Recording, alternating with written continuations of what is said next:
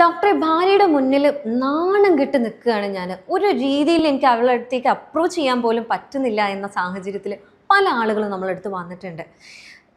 കാരണം എന്താന്ന് ചോദിക്കുമ്പോൾ ഒന്നെങ്കിൽ അത് ഉദ്ധാരണക്കുറവാണ്. എങ്ങനെ നോക്കിയാലും ചിലപ്പോൾ അവൾ അത്രയും കഷ്ടപ്പെട്ടിട്ടായിരിക്കും ഉദ്ധരിപ്പിക്കുന്നുണ്ടാവുക. അല്ലെങ്കിൽ എന്നോട് ചോദിച്ചിട്ടുണ്ട് പറ്റണില്ല എന്നാണെങ്കിൽ എന്തിനാ എൻ്റെ അടുത്തേക്ക് വരുന്നത് എന്നുള്ളത്.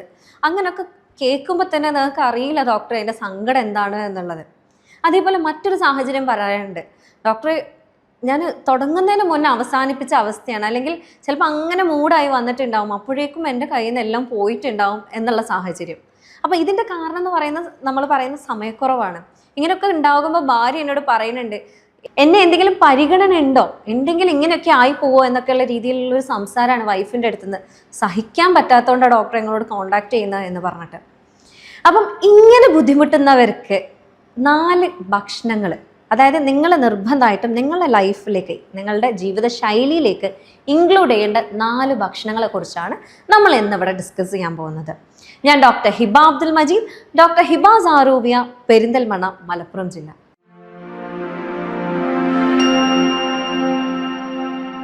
അപ്പോൾ ഇതിൽ ഒരു കാര്യം എന്ന് പറയുന്നത്, ഒരുപക്ഷെ നിങ്ങൾക്ക് ശാരീരികമായിട്ടുള്ള ബുദ്ധിമുട്ടുകൾ കാരണമാവാം ഈ പ്രശ്നങ്ങൾ ഉണ്ടാകുന്നത്, അല്ലെങ്കിൽ ഒരുപക്ഷെ നിങ്ങൾക്ക് മാനസികമായിട്ടുള്ള പ്രശ്നങ്ങൾ കൊണ്ടാവാം.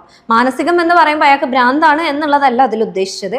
അവർക്ക് ഒരുപക്ഷെ അവരുടെ വൈഫുമായിട്ടുള്ള ആ ഒരു ദാമ്പത്യ ജീവിതത്തിൽ ഉണ്ടാകുന്ന എന്തെങ്കിലും മുറിവുകൾ കാരണമാവാം, അല്ലെങ്കിൽ അവരുടെ പേഴ്സണൽ ലൈഫിൽ ഉണ്ടാകുന്ന ടെൻഷൻസ് കൊണ്ടാവാം, കരിയർ ലൈഫിൽ ഉണ്ടാകുന്ന ടെൻഷൻസ് കൊണ്ടാവാം, അല്ലെങ്കിൽ അവർക്ക് തന്നെ സ്വയം ഉണ്ടാകുന്ന ഒരു അപകർഷതാ ബോധമുണ്ട്. ഞാൻ എൻ്റെ വൈഫിനെ സാറ്റിസ്ഫൈ ചെയ്യുന്നില്ലേ, അല്ലെങ്കിൽ എന്നെ കൊണ്ട് ഇത് പറ്റില്ലേ, ഞാൻ ഇത് ചെയ്യുന്നത് അവർക്ക് ഇഷ്ടപ്പെടുന്നില്ലേ, ഇങ്ങനെയുള്ള ഒരുപാട് പ്രശ്നങ്ങളുണ്ട്. അപ്പോൾ ഇതിൽ മെയിനായിട്ട് പറയാനുള്ളത്, നിങ്ങൾക്ക് ഉദ്ധാരണക്കുറവുണ്ട്, സമയക്കുറവുണ്ട്. അത് നിങ്ങൾ ഫസ്റ്റ് ആക്സെപ്റ്റ് ചെയ്യുക. എനിക്ക് ഇതുണ്ട്, ഇതിന് ഞാൻ ട്രീറ്റ്മെൻറ്റ് എടുക്കണം എന്നുള്ളത് ആക്സെപ്റ്റ് ചെയ്യുക. രണ്ടാമതായിട്ട് നിങ്ങൾ നിർബന്ധമായിട്ടും ചെയ്യേണ്ട കാര്യം എന്ന് പറയുന്നത്, നിങ്ങളുടെ വൈഫുമായിട്ട് ഒന്ന് തുറന്ന് ഇതിനെക്കുറിച്ച് സംസാരിക്കുക എന്നുള്ളതാണ്. അവിടെ നിങ്ങൾക്ക് ഒന്നാമത്തെ പ്രശ്നം എന്ന് പറയുന്നത്, ഇത് പഴയ പോലെ ആവോ, ദൈവമേ ഞാൻ ഇതിലേക്ക് എൻ്റർ ചെയ്യുമ്പോഴേക്കും ഇത് പഴയ പോലെ ആവോ എന്ന് പറഞ്ഞിട്ടായിരിക്കും ഒരുപക്ഷെ നിങ്ങൾ കിടപ്പറയിലേക്ക് തന്നെ പോകുന്നത്. സ്വാഭാവികമായിട്ടും നിങ്ങളുടെ മൈൻഡ് അത്രയും ഡിസ്റ്റർബ്ഡ് ആവുന്നതുകൊണ്ട് നിങ്ങൾക്ക് ഉദ്ധാരണക്കുറവില്ലെങ്കിൽ, അല്ലെങ്കിൽ നിങ്ങൾക്ക് സമയക്കുറവില്ല എന്നാണെങ്കിൽ അത് നാച്ചുറലാണ്, അത് സ്വാഭാവികമായിട്ടും നിങ്ങൾക്ക് സംഭവിച്ചു പോകും എന്നുള്ളതാണ് അതിൽ പറയാനുള്ളത്. അപ്പോൾ ഇതിൽ പറയാനുള്ളത്, നിങ്ങൾ ഫസ്റ്റ് തന്നെ നിങ്ങളെ വൈഫിൻ്റെ അടുത്ത് കാര്യങ്ങൾ ഡിസ്കസ് ചെയ്യുക. ഇങ്ങനെ പ്രശ്നങ്ങളുണ്ട്, ഇങ്ങനെ ഇതുണ്ട്, ഇങ്ങനെ നമുക്ക് ട്രീറ്റ്മെൻറ്റ് തേടാം, നിനക്ക് ഇതിൽ ഓക്കെ ആണോ, നിനക്ക് എന്തെങ്കിലും പ്രശ്നങ്ങളുണ്ടോ, അല്ലെങ്കിൽ നിങ്ങൾക്ക് നോർമലായിട്ട് ഇരിക്കുന്ന സമയത്ത് തന്നെ നിങ്ങളെ ഭാര്യയുമായിട്ട് പങ്കുവെക്കാവുന്ന കാര്യങ്ങളാണ് ഇതൊക്കെ. അപ്പോൾ ഇനി നമ്മളുടെ വിഷയത്തിലേക്ക് കടക്കുകയാണെന്നുണ്ടെങ്കിൽ, നിങ്ങൾ നിർബന്ധമായിട്ടും 4 ഭക്ഷണങ്ങൾ നിങ്ങളുടെ ലൈഫിലേക്ക് ഇൻക്ലൂഡ് ചെയ്യുക എന്ന് പറയുന്നത്. അതിലാദ്യം തന്നെ പറയാനുള്ളത് എന്ന് പറയുന്നത്, മുട്ടയും അതിലേക്ക് നിങ്ങൾ കുറച്ച് കറുത്ത് അല്ലെങ്കിൽ ഉണക്കി പൊടിച്ച് കുരുമുളക് ആഡ് ചെയ്യുക എന്നുള്ളതാണ്. ഇത് പറയുമ്പോൾ ഇതിലിപ്പോൾ എന്താ എത്രയാണ്, നമ്മൾ സ്ഥിരം കഴിക്കുന്നതല്ല മുട്ട എന്നുള്ള ഒരു ധാരണ നമുക്കുണ്ടാവും.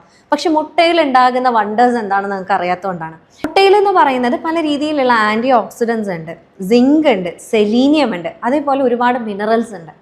ഇതൊക്കെ എന്ന് പറയുന്നത് നിങ്ങളുടെ ശരീരത്തിലുള്ള രക്തയോട്ടം കൂട്ടാൻ, അതായത് പ്രത്യേകിച്ച് നിങ്ങളുടെ ലിംഗത്തിലേക്കുള്ള രക്തയോട്ടം നല്ല രീതിയിൽ കൂട്ടാനും, അവിടെ എന്തെങ്കിലും രീതിയിലുള്ള ബ്ലോക്കുകൾ ഉണ്ട് എന്നുണ്ടെങ്കിൽ അതിനെ ഒരു പരിധി വരെ ഒന്ന് മാറ്റി നിർത്താൻ, അല്ലെങ്കിൽ ആ ഒരു ഇൻഫ്ലമേഷൻസിന്, അവിടെ ഉണ്ടാകുന്ന നീർക്കെട്ടുകളെ ഒന്ന് കുറയ്ക്കാൻ ഇത് നന്നായിട്ട് സഹായിക്കുന്നുണ്ട്.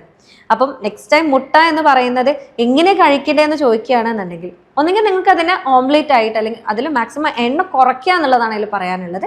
നല്ല രീതിയിൽ അടിച്ച് അതിലേക്ക് കുരുമുളക് ചേർക്കുക. അതല്ല എന്നാണെങ്കിൽ നിങ്ങൾക്ക് വേണമെങ്കിൽ ബോയിൽ ചെയ്തിട്ട് അതിലേക്ക് ജസ്റ്റ് ഉപ്പും കുരുമുളകും കൂട്ടി കഴിക്കുന്നവരുണ്ട്, അങ്ങനെയാണെങ്കിലും കഴിക്കാവുന്നതാണ്. എത്ര മുട്ട എന്ന് ചോദിക്കാറുണ്ട് ചില ആളുകൾ. നിങ്ങൾക്ക് 3 മുട്ട വരെ കഴിക്കാവുന്നതാണ്. അത് നിങ്ങൾക്ക് കൊളസ്ട്രോൾ ഇല്ലാത്ത ഒരാളാണ്, നിങ്ങൾക്ക് പൊതുവേ നിങ്ങളുടെ ഫാമിലിയിൽ കൊളസ്ട്രോൾ പ്രശ്നങ്ങൾ റൺ ചെയ്യുന്നില്ല എന്നാണെങ്കിൽ ദിവസം 3 മുട്ട വരെ നിങ്ങൾക്ക് കഴിക്കുന്നതിന് യാതൊരു പ്രശ്നങ്ങളും ഉണ്ടാവാൻ പോകുന്നില്ല. ഇനി അടുത്തത് പറയുകയാണെന്നുണ്ടെങ്കിൽ, നിങ്ങൾക്ക് ഇഞ്ചിയും ഹണി, നമ്മളുടെ തേനും, ഇത് പറയുമ്പോൾ വളരെ കോമൺ ആയിട്ടുള്ള ഒരു സംഭവമാണ്. ഇതിലിപ്പോൾ എന്താ എത്ര പറയാനുള്ളതെന്നൊക്കെ ചോദിക്കും. പക്ഷെ ഇതിൽ പറയാനുള്ളത്, ഇതിന് നാച്ചുറൽ അഫ്രോഡിസിയാക്ക് എന്നാണ് പറയുന്നത്. അതായത് നിങ്ങൾ വയഗ്ര അല്ലെങ്കിൽ മൂഡ് എലിവേറ്റ് ചെയ്യാൻ വേണ്ടിയിട്ട് കഴിക്കുന്ന ആ ഗണത്തിൽപ്പെടുന്ന ഒരു കോമ്പിനേഷനാണിത്. അപ്പോൾ ഇതിൻ്റെ കാരണം എന്താണെന്ന് വെച്ചാൽ, ഇതിൽ ഒരുപാട് ആൻറ്റി ഓക്സിഡൻസ് ഉണ്ട്.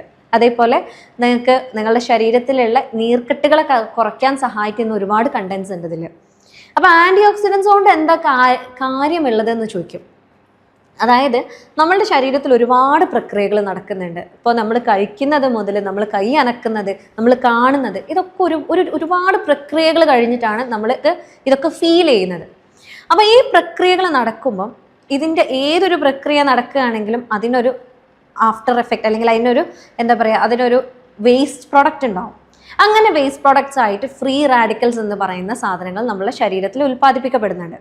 അപ്പോൾ ഈ ഫ്രീ റാഡിക്കൽസിൻ്റെ പരിപാടി എന്താണ്? ഇത് അവിടെ ഇവിടെയൊക്കെ ഡെപ്പോസിറ്റ് ചെയ്തിട്ട് പല രീതിയിലുള്ള ഇൻഫ്ലമേഷൻസ്, അതായത് നീർക്കെട്ടുകൾ ഉണ്ടാക്കാനുള്ള സാധ്യതകൾ കൂടുതലാണ്, അല്ലെങ്കിൽ ഉണ്ട്.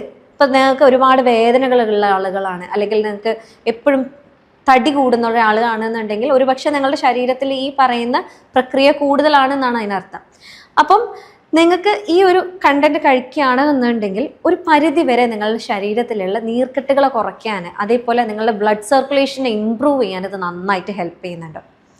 അപ്പം എങ്ങനെയാണ് കഴിക്കേണ്ടതെന്ന് ചോദിക്കുകയാണെന്നുണ്ടെങ്കിൽ 1 സ്പൂണ് ഇഞ്ചിയുടെ നീരിലേക്ക് 1 സ്പൂണ് തേൻ ആഡ് ചെയ്തിട്ട് നന്നായിട്ട് മിക്സ് ചെയ്യുക. എന്നിട്ട് നിങ്ങൾ ബെഡ്റൂമിലേക്ക് പോകുന്നതിൻ്റെ മുന്നേ ഡെയിലി ഇത് കഴിക്കുകയാണെന്നുണ്ടെങ്കിൽ വളരെ നല്ലതായിരിക്കും. അതേപോലെ ഇനി മൂന്നാമത്തെ കാര്യം എന്താണ്, അല്ലെങ്കിൽ മൂന്നാമതായിട്ട് നിങ്ങൾ നിർബന്ധമായിട്ടും കഴിക്കേണ്ട എന്താണെന്ന് ചോദിക്കുകയാണെങ്കിൽ അത് പംകിൻ സീഡാണ്. അതായത് നമ്മൾ വെറുതെ വലിച്ചെറിയുന്ന മത്തൻ്റെ കുരുവാണ്. ഇന്ന് ഒരുപാട് ആളുകൾക്ക് അറിയുന്നുണ്ടാവും അതിൻ്റെ ഗുണങ്ങൾ എത്രയാണെന്നുള്ളത്. അപ്പോൾ ഈ മത്തൻ്റെ കുരുവിൽ ഈ പറഞ്ഞ പോലെ സിങ്കിൻ്റെ കണ്ടന്റ് വളരെ കൂടുതലാണ്.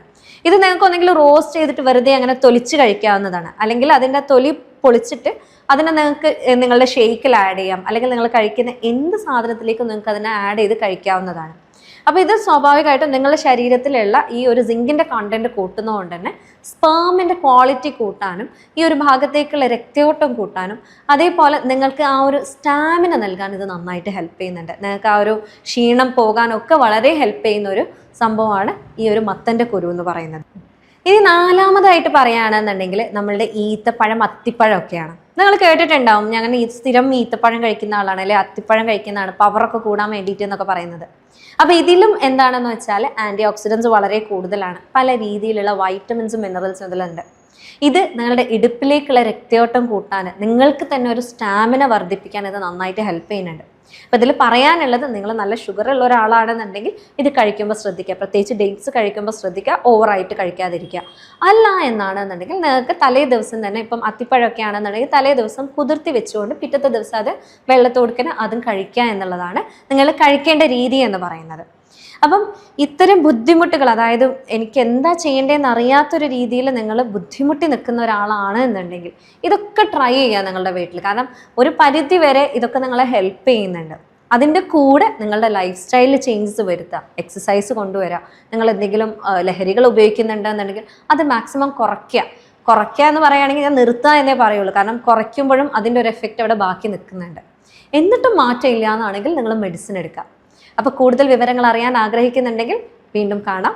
ഞാൻ ഡോക്ടർ ഹിബ അബ്ദുൽ മജീദ്, ഡോക്ടർ ഹിബ സാറോവിയ, പെരിന്തൽമണ്ണ, മലപ്പുറം ജില്ല.